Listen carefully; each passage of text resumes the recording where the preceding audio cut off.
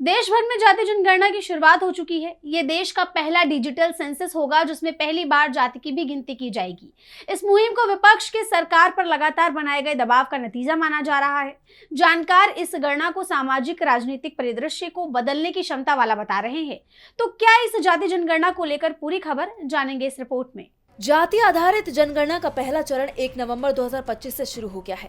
आजाद भारत के इतिहास में ये पहली बार है जब देश में जाति जनगणना की जा रही है। इस प्रक्रिया को विपक्ष के लंबे समय से सरकार पर बनाए जा रहे दबाव का नतीजा माना जा रहा है। ये पूरी प्रक्रिया डिजिटल होगी, जिसमें 1 से 7 नवंबर 2025 तक वेबसाइट के जरिए सेल्फ एन्यूमरेशन यानी कि खुद जानकारी भरने का ट्रायल किया जाएगा।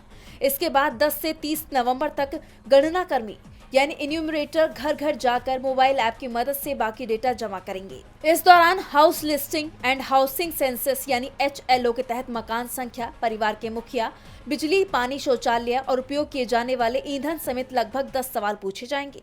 अधिकारियों ने बताया है कि यह अभ्यास सेल्फ कैलकुलेशन मॉड्यूल की प्रभावशीलता को जांचने के लिए किया जा रहा है और ये देश का पहला डिजिटल सेंसस होगा जिसमें जाति आधारित गणना भी शामिल होगी।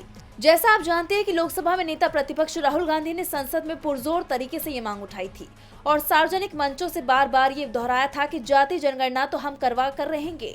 उन्होंने ये भी कहा था कि उनकी पार्टी सत्ता में आने पर देश भर में जाति जनगणना कराएगी और आरक्षण पर लगी 50% की सीमा को भी हटाएगी ताकि वंचितों को उनका उचित हक मिल सके।